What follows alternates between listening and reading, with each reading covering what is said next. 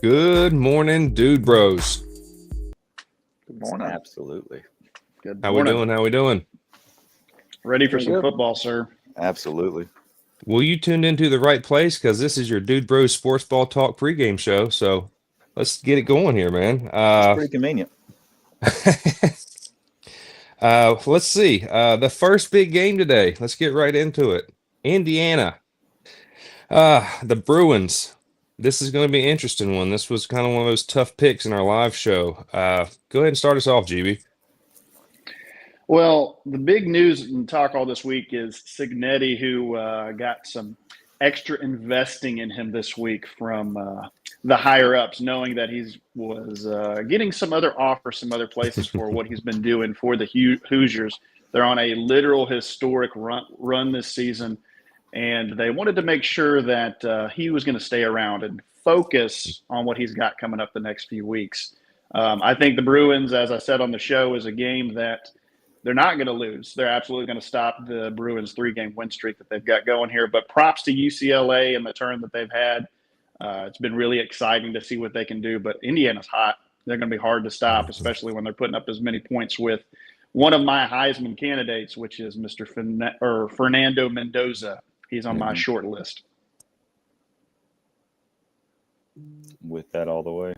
I like Mendoza. He's a solid dude. I would really hate to see the Bruins pull an upset today. As much as I, like you said, endorse the Bruins, I like to see the turnaround. I like to see a new scheme, new coach, shake things up, and the players really respond, because that's got to do such good just for the mental health, their own personal happiness. You got the weight lifted off, and then now you're facing Indiana. So Yeah. Right. from a UCLA perspective, obviously you would love to see him take down that Titan and be like, yeah, we're here now. But for college football to make sense, Hoosiers win this. This is the way it's supposed to be. And the question comes down to that line that is hefty. Right. I just don't see him necessarily covering it. But on the same token, there's a good chance they might. Either way, I think this one's going over. I think that is the definite bet you got out of this game right here. What do you think, I've Reese? got the same. I like the over as well. Anytime a line gets in the 20, I'd say at least 27, 28 range, I don't like to mess with that. But I would definitely take the over in this game. I will spin this around just to throw some craziness out there. If UCLA were to just pull the upset some sort of way, how much of a sour taste would that leave in your mouth in Indiana after giving their coach a contract like that? Just saying. Yeah, especially for that team in particular. I mean, it's any team that's making a run, any big team that gets upset, obviously. But for the Indiana program in particular, especially with them poised to become we're the Big Ten dogs. We are not a second-tier team here anymore. This is our league. We are running this, because that's what they're trying to do. And that's the mentality Signetti is bringing. And I'm a fan of it. Don't get me wrong. I'm not hating on that at all. But the Bruins could absolutely poo-poo all over that. And one little chink in that completely throws that down. So I support what that program is trying to do, and I really hope they pull it off. Yeah, I've been a big proponent of Indiana all year, all season, last year. And I love what Signetti's done over there. I love what he's going to continue to do. He's got that Saban-esque teaching approach. He's definitely from that tree. He's got that kind of mentality. He gets guys to buy into what he's talking about, what he's doing, and everybody over there is drinking the Kool-Aid. I love it. Mendoza is a stud. That guy is he's doing his job. And as long as you're doing your job in a Nick Saban system, you usually don't have to worry about winning or losing. It's just everything will take care of itself. So I've loved to see that, and Signetti is a stud, man. I love him with his big wad of gum. I don't know if that's double bubble or what, but big league. yeah, he's just he's got the right stuff, and I love it. I definitely think Indiana wins. I've actually got them covering and an over game with you guys. So I think Nico's going to keep it interesting just because the kid's got a big arm. He's got a ability to make good plays. He showed that the last 3 games, but I'm with GB all the way. I think that win streak hits a roadblock today, and that's unfortunate for that program because they obviously had a big turnaround this year with the firing of the coach. Everybody kind of got behind old Blondie over there, the big picture, carrying him out, all that stuff. So It was a beautiful moment. it was a cool, full circle kind of thing. I really appreciated that because you don't get that very often in college football. But yeah, it's good for them and bad for them because the rubber meets the road today, and I don't think they got the right stuff to beat Indiana. Here's the question. If we were at UCLA this week, do you think the outcome could possibly be different? Or do you think it'd be Hoosiers all the way both ways? I think it's Hoosiers more. I think the Vegas line absolutely comes down, and then you're probably looking at maybe 11.5, 12.5 would be what the line is for that. And I honestly think the over-under would probably stay relatively similar as well. It might go down to like 49, but I think that game's pretty much where it is. And UCLA is not a historically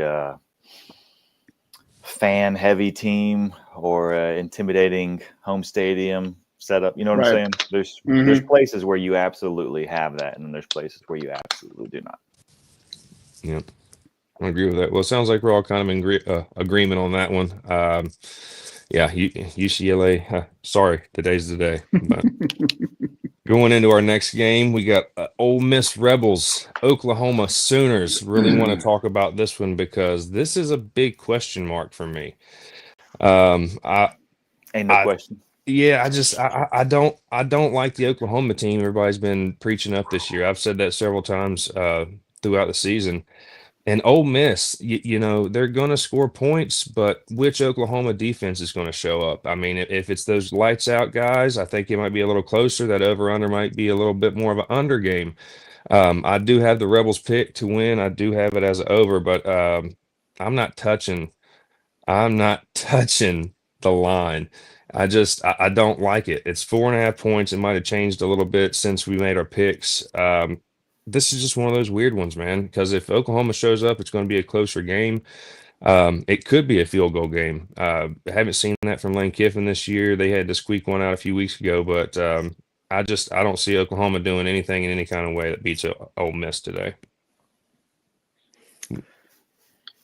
Yeah, I think there's 2 questions that came up for me this week was, 1, will Kiffin stay with Florida trying to recruit him so heavy? And 2 is Mateer physically able to perform like he needs to? Because ever since that Auburn game post-surgery, he has not been performing the way that I think everybody had been expecting for his Heisman run. What are our thoughts here? Do you think Mateer comes out and puts on a good performance, or do we think that Chambliss, who's also had a great year this year, come out and show him who really probably deserves to have that Heisman discussion? I'm a big Chambliss fan. I think his stock has increased every week. Similar, not on the same scale as the Ty Simpson, but on that same kind of perspective. Every week, that team looks more solid. There looks like there's more unity. The captain looks more and more like the captain. It is what it's supposed to be. I think Ole Miss absolutely pulls the upset here. I think that Mateer, his performance hopefully gets a little bit better. He definitely was not holding the ball as he normally did whenever he would shift over. You notice that he would kind of curl his fingers under it more instead of over the top carry, which doesn't seem like that big of a deal. But when you have thousands of hours of your life devoted to refining one particular movement, those slight alterations really do affect. And I'm assuming that was to kind of nurse that hand healing a little bit. So hopefully there's less of that. We see a better performance out of him.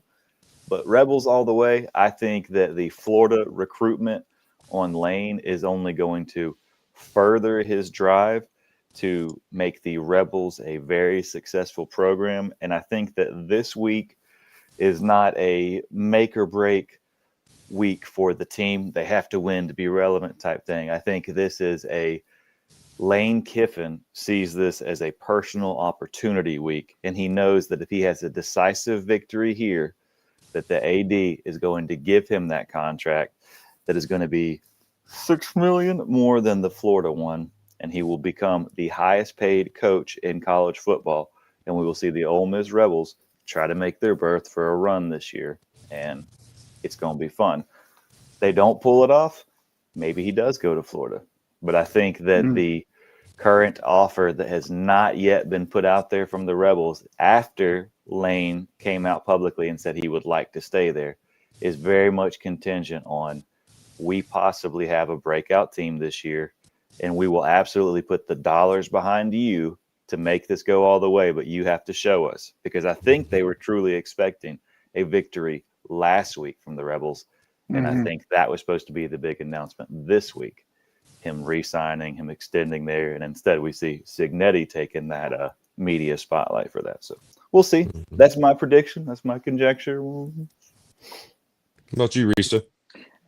So I know we talk about Lane Kiffin a lot with Ole Miss, but let me talk about the defense for just a second. I don't know if anybody knows, but Pete Golding used to be at Alabama, so I know a lot about him. Don't always like his performances with that side of the football. And Oklahoma did look a little bit better last week on offense. All that being said, I think Lane Kiffin's one of the best offensive minds in the sport right now. Yeah. And I just think they're going to get theirs no matter what. And I have enough faith in Oklahoma's offense to keep up in this. Might be close, but I would definitely pick the Rebels in this matchup. And I think, kind of hitting on what the dude just said, like, you get a win here, it really turns on some pressure for Ole Miss to try to keep him. Yeah. That's just my view of it. Now, whether or not he actually wants to leave, I don't know. But if I'm that university, I would definitely be trying to come up with something if they already hadn't, if they can win this game. Oh, yeah. Especially since it seems like half the teams out there are looking for new coaches already. Very true. Yeah, on the flip side, I just want to comment that this is an absolute necessity for the Sooners to win this game, I think, if they want to have any discussion of playoff, any discussion of Mateer's career going forwards and what they're going to do for the rest of the season. Yep. I don't think that they have all the tools that they need in order to do it, because Ole Miss's offense, as we've said, is just so dynamic. And they really got put to the test last week against Georgia in that absolute entertaining shootout that they had. And it really could have gone either way. It just didn't go in favor of the Rebels last week. But I think that Oklahoma will struggle to shut down Chambliss, especially Lacey, who's had himself a really good season as well. Yeah. But at the end of the day, as we've all said, I think the Rebels will absolutely cover, and I think they will absolutely go over. What's the line? I mean, is 4.5 still there? Yeah, 4.5. I mean, I don't know. I think that they could be a full touchdown up. It could get uglier than that, depending on if Indiana is able to keep up. The line itself is curious, even if I was leaning more heavy into the Oklahoma side of things. That 4.5 point is a very strange line for this game. And I don't think either way you're looking at it, I do not see it being a 3-point game or anything. I think that if the line were reversed the other way, I would still cover it and have Ole Miss winning by 4.5 points. Like I said, I just don't see this being a field goal game. Also, I have it on good authority and a good Snapchat video, a certain fake field goal attempt that they have been running all season, and I have still not seen it played out yet. And this would be one of the, maybe they're, putting it in their pocket for a crucial game, and maybe this is that crucial game. And we see them at that field goal distance, and then we see an epic fake come out and them getting that touchdown to solidify my point and make me look smart. That'd be great. Do you think they pull that out early to set a tone, or do you think that's one of those last-second efforts they throw in the fourth quarter?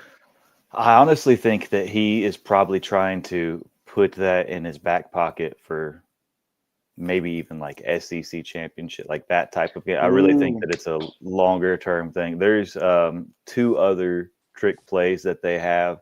One of them I saw basically has the guard. It looks like some replacements crap. The guard is, frozen and doesn't move. And there's some interesting stuff. And like 2 people have already said here, great offensive mind. So if you have that offensive mind, having a creative application, if it's executed perfectly, it's a beautiful thing to see. And I just want to see that. So come on, throw it out there, Lane. Right on, right on. I'm with all that.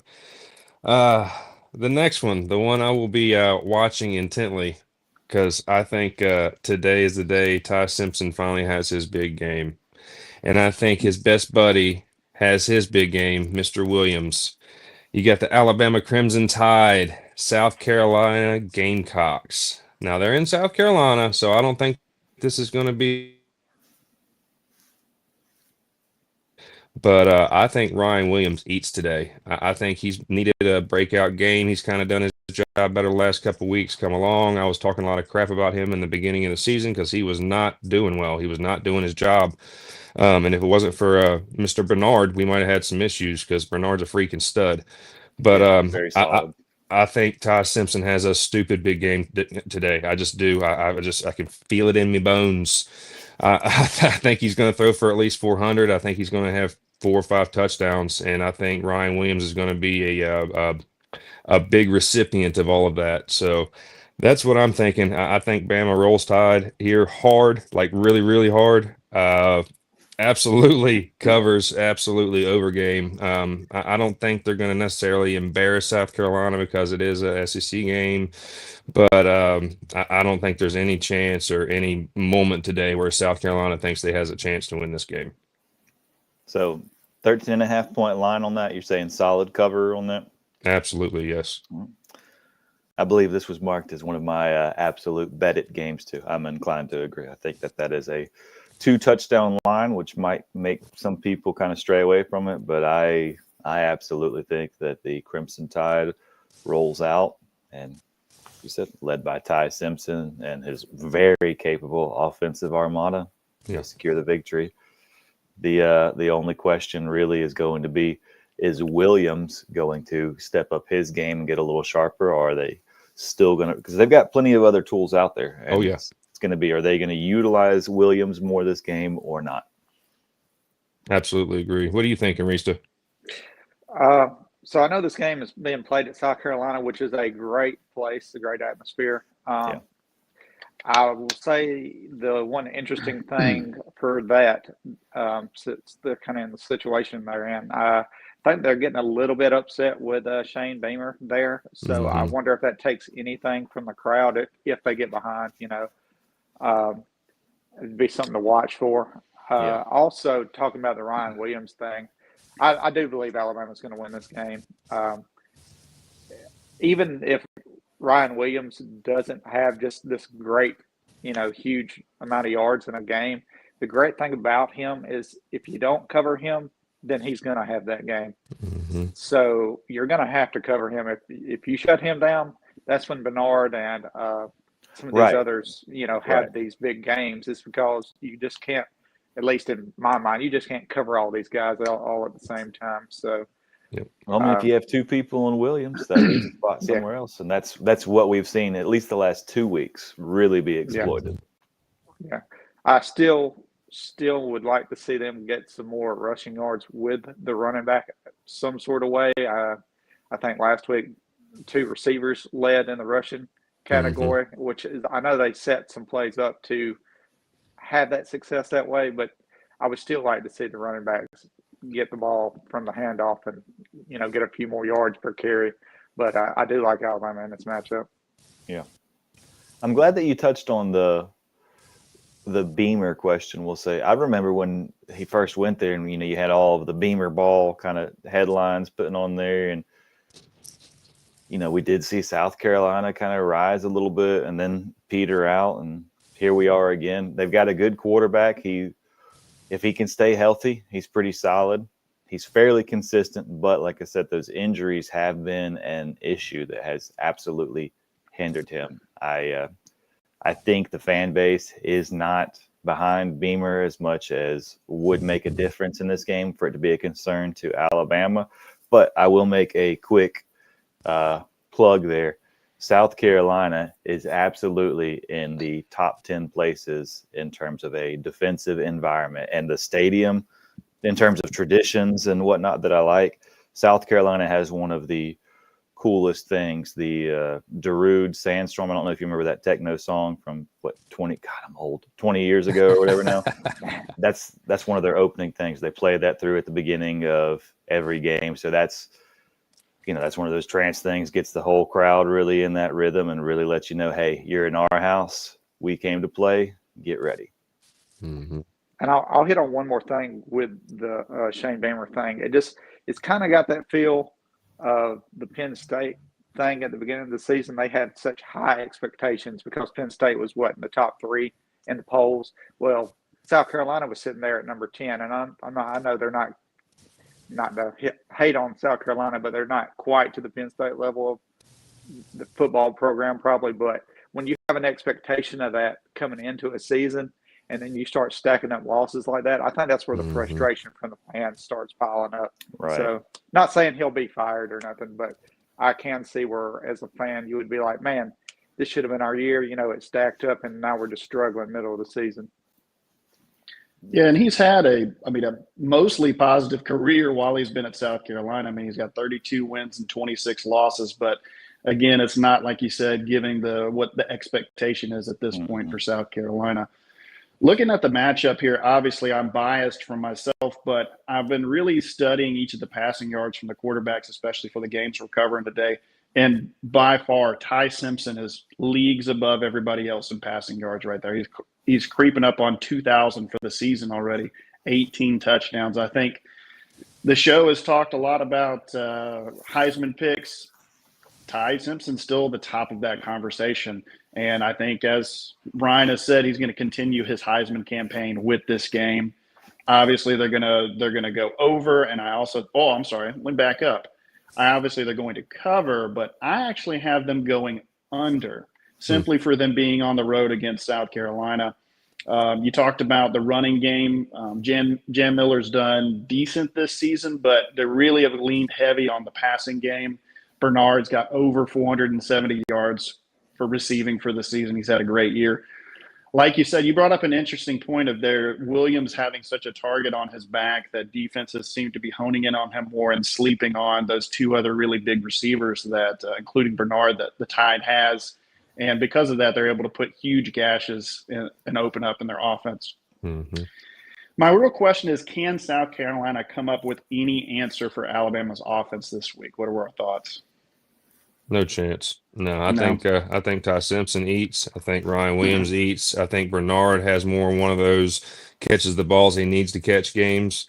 And I'm with you guys, though. The running game has been so shaky this year. We had such high expectations for Jan Miller coming into the season. Then he got hurt. And, he was sat. He obviously took a really big hit 2 weeks ago. I honestly thought he was going to be in the concussion protocol for last week's game, but somehow he wasn't. But it's not like he made that big of a difference. But it's just the whole running back by committee thing doesn't really work for me. I think there needs to be a clear number 1 guy and then a change of pace back. And I think that's how it's always worked for Bama. I mean, think about the Derrick Henry days, think about the Mark Ingram days. There was an obvious stud on the team, and then there was somebody else that let him catch his breath. And I'm okay with that, especially if the guy is catching his breath, is coming in and doing some stuff. So yeah. Speaking of studs, do you think Krispy Kreme comes out and gets some reps in this game? I don't think we need it. I think we keep those in our back pocket. Okay. Here's one more thing I noticed this week as well. A lot of discussion has come up that this is potentially a trap game for the Tide. Are we giving any validation to that, or are we thinking the Tide's absolutely going to roll? No, I think the Tide rolls. I mean, it could be a trap game. I think South Carolina, the question for me is not going to be their defense. It's going to be if the offense can come out there and, we see few people make the movements they need to make. Sellers does what he needs to do. I mean, that's the only time you see potential issue come out. I think that Well, talking about Alabama. trap games. I'm sorry. Go ahead, Reese. I'm just going to say real quick that just as far as traps go, I think what we saw with Alabama, at least last year under Kalen DeBoer, is once they got in the top five, they kind of let that go to their head a little bit. They've done really well. I mean, they in the past few weeks with that, but now you're ranked at number 4, and now everybody's been singing your praises that you've won so many games in a row. You just need to keep focus, and because I still think South Carolina, if they're going to stay in this, their quarterback's going to have to definitely keep them in it. But I think more so with his legs, just because Alabama always seems to struggle with that. Yeah. Well, we'll see. I'm still taking the tide all day, but the trap game I'm thinking about here is Mizzou at Vandy. I think that's one of them. Because Mizzou's defense is solid. I mean, Alpha males. they are just big grown ass men and pushing people around, man. And it's been something like watching them all year. The defense has absolutely been the driving force for that team. But on the exact opposite of that, Vandy's driving force has been Diego Pavia and that offense, and those are some studs. I've been preaching up Vandy all year, even though I'm an Alabama fan. You're not supposed to do that, but I like those guys. I like what they're doing. I like their head coach. I like the systems that they've implemented over there. I like the chip on Diego's shoulders. I don't necessarily like the shit talking he does after the game, but I He tried to appreciate curb seeing his that on the image this field. last week. He made a point to have, I'm going to make sure there is at least 5 minutes and 40 different pictures of me praying with different individuals, of me signing something for a child, of me being an extra good boy. I got on my good boy hat. I'm a good boy. Let me Look kiss at this me. baby here. Mwah. Especially because last week I was practicing my kneeling before the game and all that, and people might have had something negative to say. So I absolutely I'm with you on that one. I think that there's a very big image that Diego is trying to alter, and I think he had better expectations going into the Alabama game, and I think that was definitely a reality check. Yeah. And I will say my stock for Diego has actually increased because I think he has handled that loss better than I thought he would.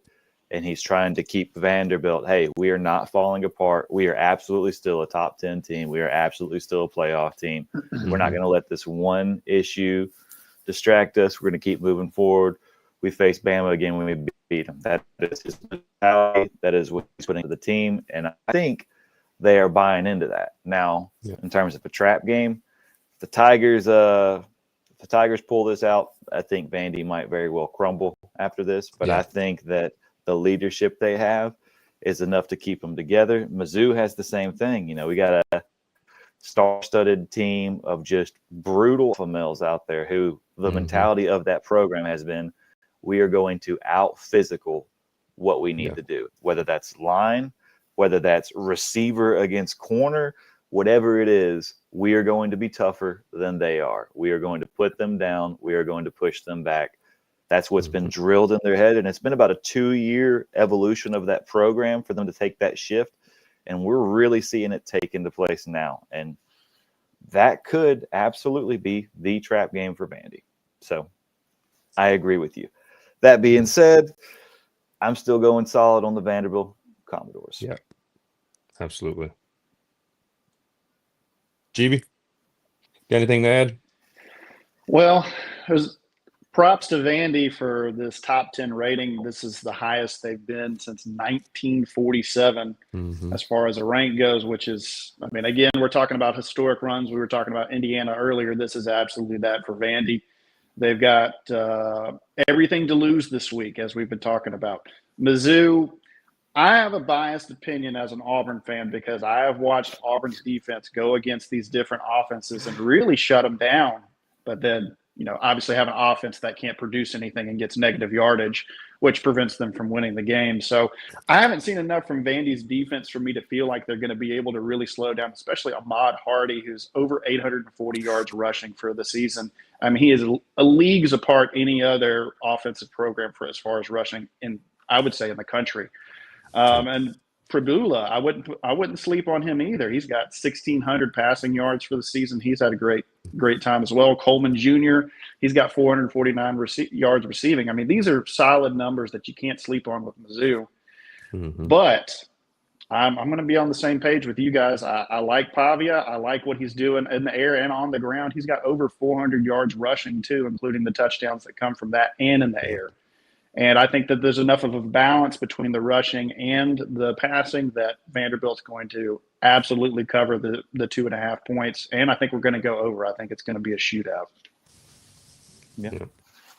And playoff hopes for both teams on the line today. As you said, Absolutely. Tigers come in, steal this from the Commodores. There's no way you can take them out of the conversation that they don't deserve to be at least representing the SEC in some regard in that playoff. On the other end of that, Vandy comes out and wins, still controlling their destiny. Dude, did I hear you call that Vandy and Alabama are going to play each other again for some SEC championship? Is that what I heard?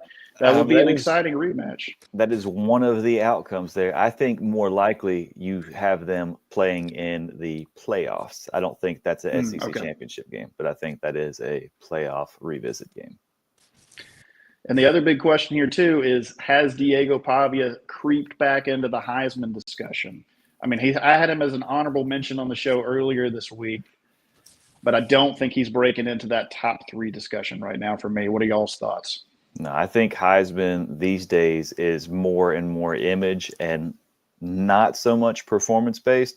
And I think the damage was done after the Alabama game and the memes, videos, all the hate clips that came out for that week or so after, which on that one of the AI ones with DeBoer in a fake press conference going over Pavia was absolutely hilarious. You know, talking about I think he was like 8-year wetback senior, you know, whatever, like just going off and it just very much all the way out there, but absolutely hilarious. But enough of those, enough perception that your casual Heisman voter, who I've already showed you who some of those are and how they approach these situations, they see one mean clip or one funny clip at this person's expense, and old blonde Bridget Jones I didn't mean to say her name, doesn't vote that way anymore. So that's where we are.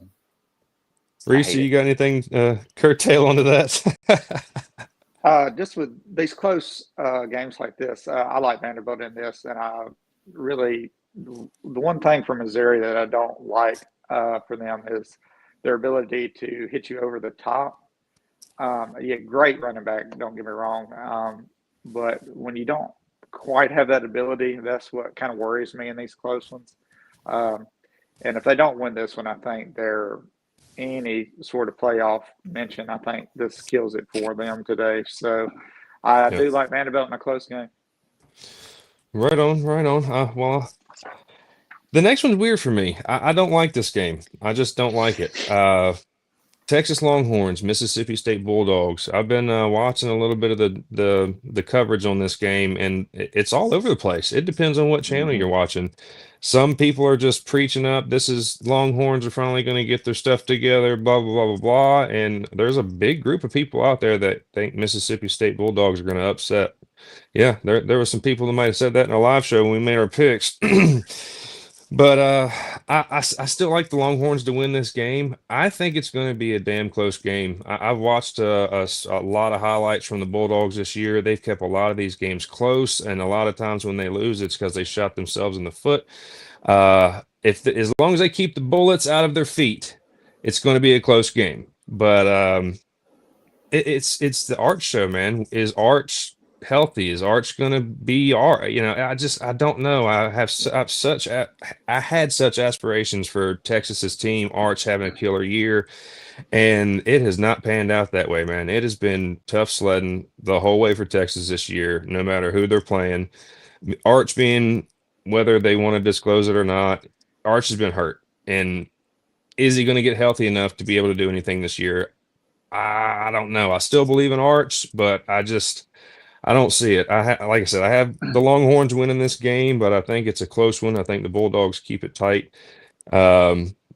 I don't see them covering. It's a 6.5 point spread when we did the picks. I don't see Texas covering that. I think if they do win, it's a 6 point or a 3 point game, 2 field goal kind of deal. Because I don't know if Arch is going to have the gusto to get it slinging today, man. What are you thinking, dude? Well, honestly, I think the Arch question is absolutely what it comes down to for this.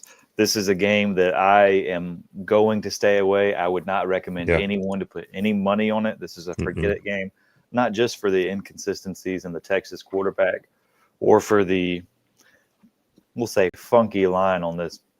I'm more looking at the fact that this is a 3:15 kickoff game that is only going to be broadcast on the SEC network. As you said, there's been speculation and coverage that is all over the place for this. Yeah. So when it comes down to any nefarious or fishy things, you might want to put your tinfoil hat on. This is a game I would stay away from because there's going to be less eyeballs on it. There's more freedom to move things around. And as we have more and more stuff breaking of professional sports, and I think in 2 or 3 days, you're going to start seeing the collegiate level. A lot of those allegations are about to be coming out there. You heard it here first. 11 college players already arrested. They haven't announced it yet. It's about to be put out there. This is getting big, and it's going to keep going. And I think this absolutely crosses into football. That being said, writing's on the wall.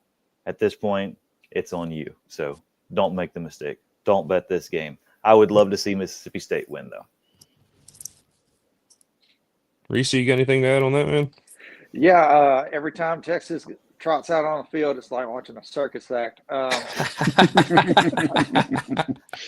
Arch Manning struggled. I have seen him do some good things in some of his games. I felt kind of bad for the guy because his offensive line doesn't seem to do all that well for him. He runs for his life in a lot of these plays. I'm going to agree with GV here, and I'm going to say Mississippi State steals this win today. If that happens, you're going to see some pissed off people from Texas. I can go ahead and tell you that. I'm sure they're already mad enough being preseason number 1 and doing what they're doing now. Also, I think Texas is still ranked. I don't know why. Well, yes, I do know why. It's because of their logo. Because if anybody else had their schedule and their wins and loss ratio, they would not be in the top 25. Whoa. What about Notre Dame? That's all I got. You know what? I've already been kind of testy about Texas. Don't even open the door to that. So, that's all I got to say about that. I've already, as I said on the live show, I've got the Bulldogs here. But for me, it really boiled down to me rewatching that Mississippi State-Florida game last week. And that game, if it wasn't for the big interception in the last 30 seconds, I think Mississippi State would be coming into this game 5-2 against the Longhorns. And then I think it'd be pretty definitive that absolutely Mississippi State's going to win. They're very capable of making huge explosive plays. I mean, in that game, Shapen connecting to Thompson, that multiple times, multiple huge chunk yard plays. Thompson's at over 500 yards for the season. And Blake Shapen himself, he's even got better numbers than Arch does when you really come down to it. So when it comes down to the Arch discussion, is he still Heisman in the Heisman talks? No. I think that needs to be tabled for another season and give him another chance to really refine some of those skills, kind of get some of his motions down, heal, and then I think maybe we could talk about it again next season. But I like the Bulldogs here. I like them at home.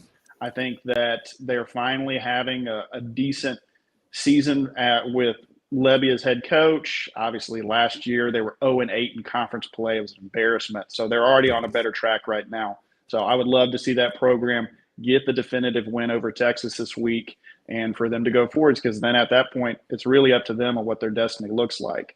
Even back, the thing I'm curious about is the over-under, because when they played Tennessee at home, big points in that game, 34-41. Obviously, Mississippi State was hanging in there with I would say a better offense, but the defensive play came into mind. I don't think Texas is producing like they need to, and Mississippi State will be able to counteract that. So let's go Bulldogs.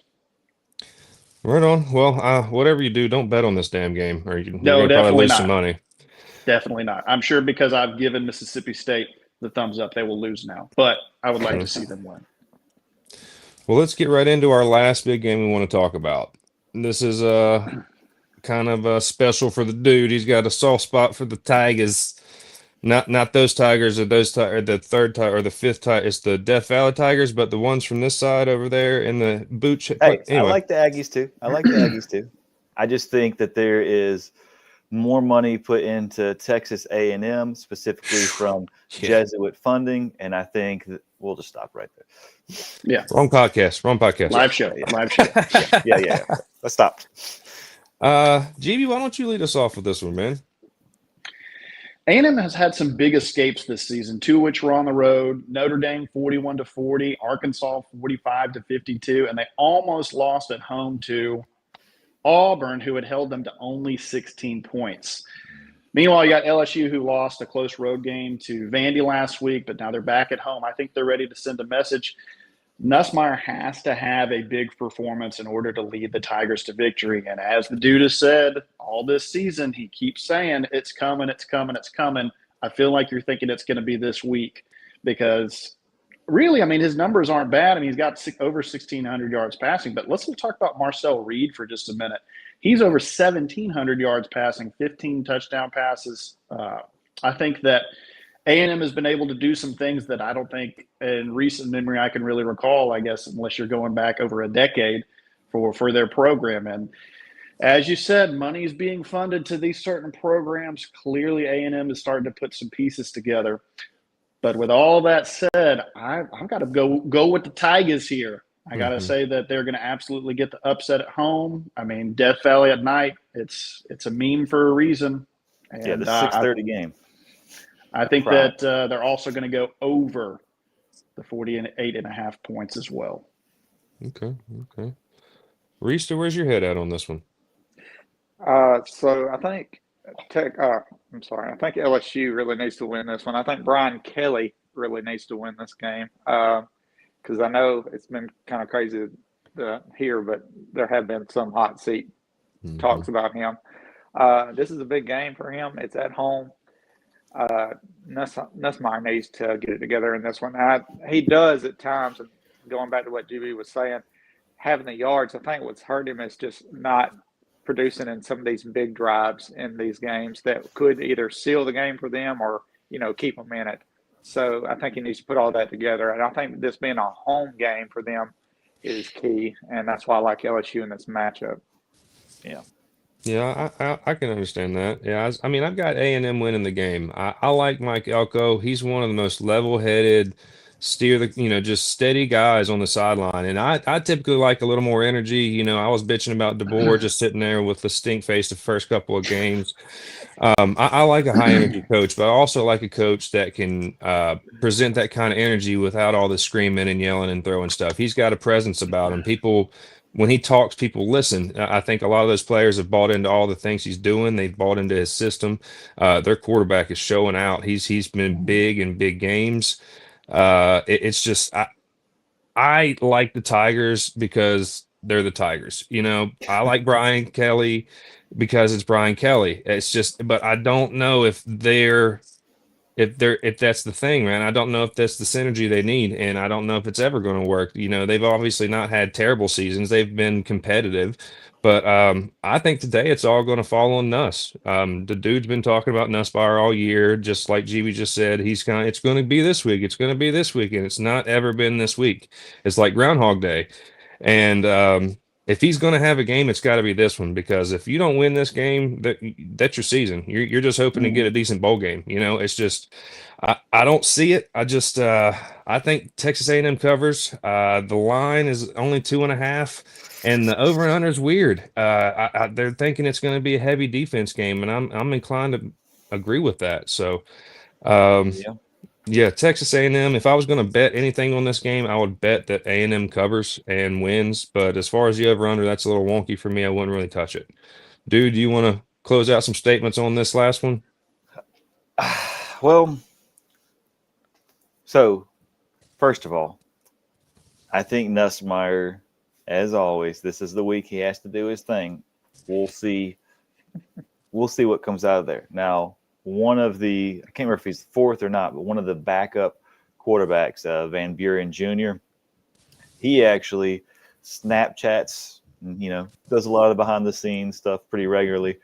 And what I've seen from Nussmeier right now, and listen to it fully before you digest what I'm saying.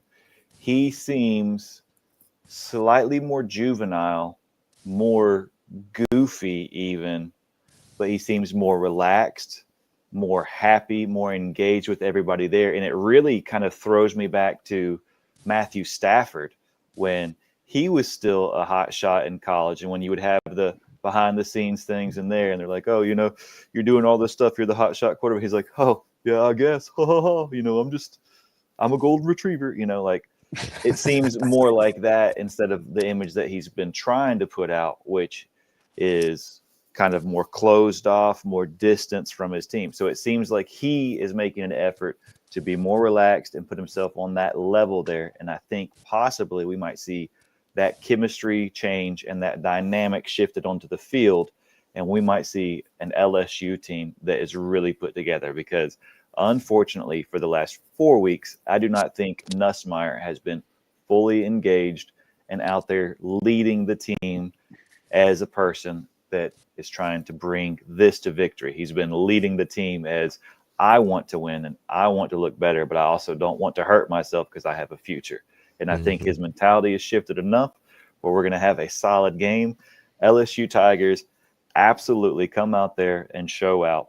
They show the world that they deserve to be a top 10 team and that the Aggies, they might deserve it too, but we're going to beat them. So we will see. Now, if the Aggies come out and handle this, just handle business solidly, I think you see them jump up, and the question is going to be, are the Aggies number 2 or number 3? Mm-hmm. Well, That's I like all that. vote. I still think A&M wins, but we'll see, I guess. That's all I got as far as big games. Or any honorable mentions or any other ones you guys might want to touch on real quick? We've been SEC heavy, so let's touch on the other 2 was thinking SEC about that one. games real quick. We got an Auburn fan, diehard, so wiggle at the piggies. I've been saying it all week. It's always comes down to, can Auburn's offense even possibly come out and support a top-tier defense that they have had all season long?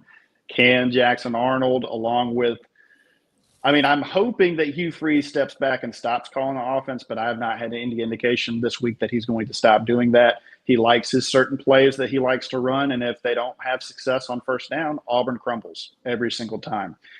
And really, this game, unfortunately, comes down to who is not worst in the SEC. And that's hard for me to say as an Auburn fan, but you look at the numbers, this is it. Razorbacks are coming in 2-5, Tigers are 3-4. You got Petrino as this interim coach, a lot of question marks there, but the Razorbacks put up points and they get yards. You look at, I talked about earlier pretty definitively that Ty Simpson's got the numbers to prove that he is in the Heisman discussion.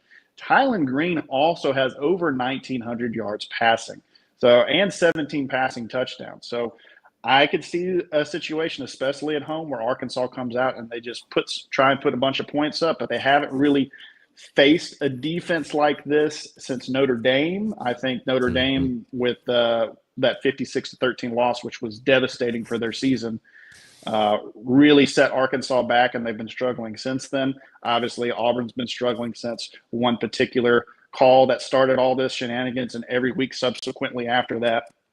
But you can't win games just based on penalties. You have to have the offense. As your defense continually puts you in these close matchups, you have to be able to convert.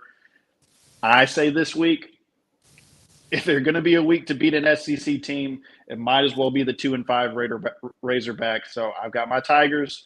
I got them coming in. It is going to be an under game. I don't think it's going to be high scoring from Auburn. I think Auburn's defense shows up and holds Arkansas and Green in check. I'm with that.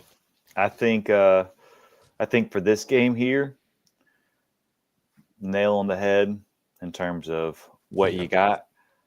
But I'm going to have a different perspective, and I'm going to say that the team that loses this game is the team that wins out in the long run, because I think both programs need to shift forward and change gears. I think if Arkansas loses this, then Petrino does not stay as interim coach after this season. They get a new coach in there. They build the program around that instead of having whatever shady allegations and negativity that gets associated with Petrino. Auburn, you lose here. You get enough sentiment to finally get Freeze out of there, maybe even get Arnold out of there. You rebuild that program, and you have something to work with next year. You win this game, that doesn't happen. Maybe that's enough to keep these around, and you don't have the impetus to start a successful rebuild of the program because you think you're already rebuilding the program. And that only I can definitely see that, unfortunately. That's just my 2 cents. Yeah. I don't know if I think Arkansas is going to put up some points regardless of how good Auburn's defense is. Unfortunately, I don't think I don't think they can. I'm not saying that the Woo Pigs have an outstanding defense or anything. It's quite the opposite by all means. But their offense, they can score points. They've got Look, Arkansas's offense with Auburn's defense. oh, Let's make that national champion. Yeah, they just give it to them, But I don't know. It's been a bumpy road for Auburn this year. This is the first year in my entire life of being an Alabama fan that I've felt bad for Auburn. I've watched a lot of their games. Well, yeah, I just obviously don't. Not a fan of Auburn, but to see the officiating in their games this year, the calls not go. It's just we've hammered on that, and it's he's just gone. He's gone. Yeah, he's literally out. It's Indefinitely. Absolute just cause. So anybody who was like, "Oh, these salty tears, SEC fans," no, this is we have literally fired. Yeah, there's so I think 9 separate SEC schools officially sent in a letter to request investigation. When you have 9 people who do better when you fail coming out to bat for you like that, that really that's tough, man. So that being said, I think Arkansas wins the game. I think it's a close one just because of Auburn's defense, but Jackson Arnold has just disappointed me this year. He's shown flashes where he looks great, but then he'll go back to back where he can't even get the ball near the receiver. I don't like his decision-making skills. He has been one of the quarterbacks I'll say has regressed as he's gone along this year, kind of the exact opposite of Ty Simpson, where Ty has gotten better about something every single week, built on something, done something a little bit better. Arnold has just found a way to fumble over himself, and I don't like that, and that can't be your quarterback. So that being said, I just don't see the Tigers being able to keep up with the Pigs. I just want to jump on the Jackson Arnold thing real quick, and I wouldn't put 100% of that on him. I think Freeze having less and less confidence in him to make decisions, and that Arnold maybe begrudgingly going with the play calls that Freeze has made, knowing that first down can't always be Cobb falling forward for 2 yards. That just can't be what we do. We have to be able to execute short passes, even just to get ourselves in third and short, because the name of the game is third and long, and we absolutely struggle with that. Obviously, the offensive line has had big question marks, and they made some adjustments to try and handle some of the offside or the false start penalties that were plaguing them the whole first half of the season. But like you said, I don't like what Jackson Arnold's been able to produce, but I would say that about most Auburn quarterbacks really for the past at least 10 years have all kind of suffered this same fate of there's a possibility of them being a dual threat quarterback, but they're not really good at either one. They're just okay at both sides of that. Everybody can be Cam Newton. That's certainly true, but even think of Nick Marshall. Nick Marshall is probably outside of Cam Newton the best one to be able to capitalize on both having the mobility he needed to do and the decision making to come up with some unbelievable plays. Unfortunately, there was some crab stealer that took that national championship that year. But that was an Auburn team that had no right to be really going as far as it did. But they put some amazing, memorable games together that entire season that we've touched on before. But I'm going to say go Tigers anyway, because odds are at some point I'm going to be right that Auburn's going to win one of these games. Well, you keep throwing, you're going to hit that barn. Exactly. We hadn't heard Reese's opinion though. What are you thinking on the Tigers and the Woo Pigs? I think this is a bigger game for Auburn in this sense because Arkansas's already let their head coach go during the season. They've had some better showing since then, but I don't know. I'm not an Auburn fan, so maybe GB can hit on this a little bit different. I don't know if this is going to be Hugh Freeze's last chance if he loses this, if they'll decide to let him go. I also am kind of interested to see if it's not working out in the game, would he sit Arnold? I don't know if he'll do that either. That might be another question GB can hit on there. That's because that to me is the two biggest things in this game after watching some of Auburn's games, which on some of these has been unfortunate with the penalties, but I also think GB's right with you can't just let a penalty, especially in the Georgia game, at that before halftime, they just fell apart. And you could see it on the sideline. Your coach was falling apart. Arnold's over there smashing his helmet against the ground. Dude, you're a leader. You have to be a leader. I know that sucks. And sometimes life gives you the short end of the stick, but you have to go out there and make it better for yourself. That's what leaders do. So Be a big boy. I think he's struggled in that a little bit. I do feel bad for him in that aspect. I know that's not an easy thing to do sometimes. Everybody can probably attest to that. But do you think this is it for Hugh Freeze if he doesn't win this game or doesn't switch something up here? I don't know. I think that when you're talking about a mentality to have, Freeze's mentality that he has had since he started has just been one of discomfort and frustration, and it just bleeds out into the rest of the team. We talked about Mike Elko just briefly with the Aggies. What I would give for us to just have, it doesn't have to be, and I think Elko's interesting because he's not really one of those explosive personalities on camera like you see with Lane Kiffin or Kirby Smart in the SEC. But as Brian pointed out, he's just even keeled. But because he's even and because he's steady, his team is steady. They listen to him when he talks. I feel like a lot of the things that Freeze says probably goes in one ear and one out the other because they keep looking at the record. They keep looking at how close they are to winning these games. I imagine, especially for DJ Durkin as the defensive coordinator, how frustrated you would be. We've talked to Coach is obviously a big part of this show, and the seasons of him and being able to come up with a really dynamic defense, but to have an offense that just cannot put up points. I mean, it's just so disheartening. And I wouldn't be surprised if this game turns into a certain way again, like that has been the past 4 games, where the defense has been able to do so much the offense can't produce. I think this could be the game where the defense finally breaks down. They're not able to pull out what they need to pull out to put up the stops, and then Arkansas could run away with it. That's if Auburn can't finally come in and capitalize. But to answer your question, Rista, do I think that this is Freeze Axe game? I think he's been in question a lot, even since last year. I mean, he's got a 14-18 record with the Tigers. It's not what we're looking for. I would love to scoop up, was it James Franklin, Penn State's ex-coach? I would love to do that and for Auburn to completely rewrite their destiny as a national championship or at least a playoff contention team. Right now, like I said earlier, it's more about who's the worst in the SEC, and that is not an Auburn team that we really grew up with or should grow up with. I think that Auburn has to be good because that's what makes Alabama better. Thankfully this year, I say thankfully, I can't believe I said that, Alabama's been able to get better regardless, not fearing what that Iron Bowl is going to look like. I think maybe at the beginning of the season with the win over Baylor, Auburn had a chance for me to feel like this season is going to take a positive direction. Maybe because Alabama loses to FSU, there is a chance for the Iron Bowl to be interesting. Now I'm kind of dreading it because it'll be another year that I got to listen to my father-in-law, who happens to be an Alabama fan, take little digs at Auburn like he does every single year. But I don't know if they let Freeze go after this game. Should they? What's money to the university anymore at this point? Auburn obviously has the funds to pay him out, as they're probably still paying their funds to the past 2 coaches. But they don't have that Texas money. They don't have that oil money of like Oklahoma that they could really get somebody to replace him. That I think is going to be, unless you get Ogeron, like we talked about.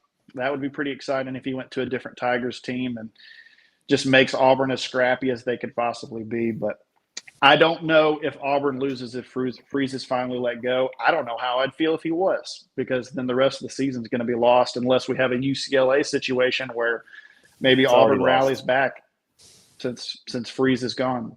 So, come on, Tigers, I need you. They should have got rid of Freeze 2 games ago if they wanted to salvage this season. I will say real quick, James Franklin is not going to go to Auburn. Right. I'm saying that would be nice. No, I'm saying his daughter, the one with sickle cell, Addie, she like literally came out and didn't quite say like F Auburn, but I remember this was about 2.5 months. She made a very negative statement about the state of Alabama in general, but specifically about the Auburn program. And I just don't see them bringing in that environment to the team. That's all. Right on. Well, that's all I got for you guys today. Anybody got something to add here? No, we've already went way over time and drifted a little longer than normal. I'll say real quick, one SEC game we didn't touch on be the Tennessee-Kentucky game. Kentucky was a team at the beginning of the season that had a lot of question marks and is a potential team that you might want to throw with Auburn, with Arkansas when you're competing for who is near the bottom. Tennessee, the exact opposite, we'll say. It's a team with a lot of question marks. As you had Nico leave, you didn't know, and you automatically assumed that they were going to go straight at the bottom of the barrel. And now they've progressively looked a little bit more tight than they need to. And I wouldn't say they're a top SEC team, but they are definitely not bottom of the barrel. And they are only trying to prove that, hey, we're one of the tops. So that's that. In terms of outcome for this game, this is a game that I'm staying away from. I'm not betting either way on that. Yeah. And that's what I would advise. I remember on the live show, and I'm going to back it up then. I got Volunteers over Wildcats. I think they're going to cover, but I do think it's going to go under. But I am betting on this one. I think that is absolutely going to be the outcome. Yeah, I'm same, GB. I'm over. I got them covering. I'm with you 100% on that.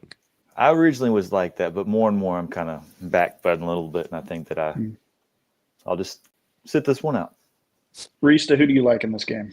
Tennessee, all the way. I don't even think – I mean, it might be closer than I think it'll be, but I still think Tennessee finds a way to pull this out. So that's fair. Well, GB, excited for the games this week, sir? Send us off here. I mean, my eyeballs are going to be specifically glued on that Oklahoma and Ole Miss game. I'm really excited to see those two offenses clash. I really am excited to see Kiffin's press conference afterwards, regardless. That we got that game. We got, let's say, the LSU AM game. Yes, absolutely. Those are the two big reveals for this week. Those are the must watches. And I know that there's some. I think there's like a Big Ten or ACC. There's some other things that think they matter and have some games that they think are relevant, but relevant games are these. Not in the ACC. Well, that has been your Dude Bros Sports Ball Talk pregame show. Thank you guys for joining us. Thank you, folks.